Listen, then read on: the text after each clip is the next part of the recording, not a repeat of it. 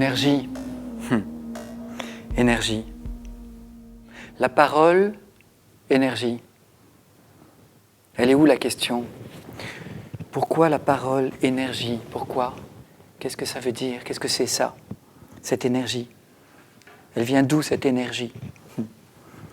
L'énergie, elle est dans la parole, parce qu'elle est dans la voix, parce qu'elle est dans la vibration. Voilà. Et cette énergie, si elle ne t'emporte pas, si elle est juste, si elle est là, si c'est ton énergie, tu te mets en équilibre avec toi et avec les autres. L'énergie dans la voix.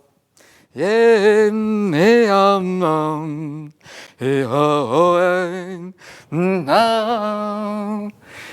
dans la voix.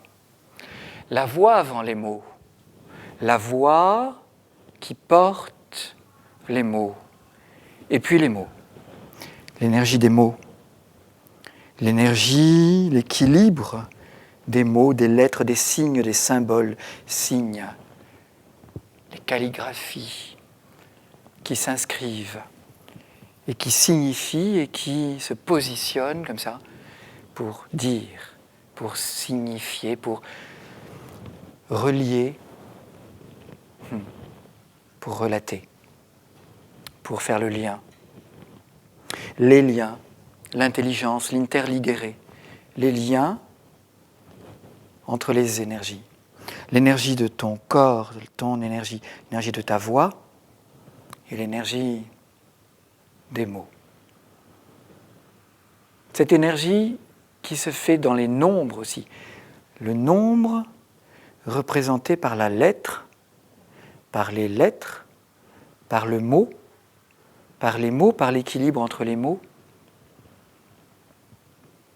Le nombre, c'est-à-dire cet équilibre, ce que le mot porte d'énergie, de numérologie, action. Action avec A, la première lettre de l'alphabet. 1, indépendance, force, équilibre.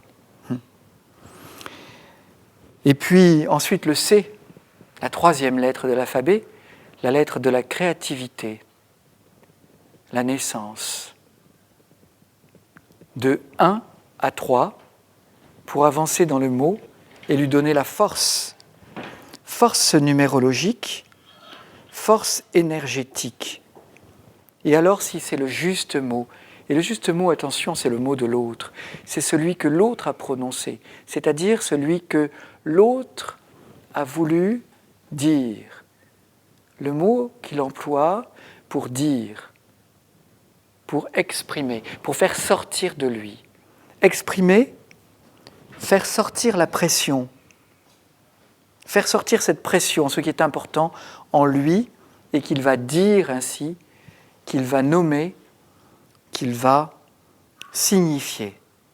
Cette énergie-là, cette énergie donnée par les mots, donnée par le langage, la parole, cette parole en soi, la parole en soi et la parole donnée, la parole partagée, la parole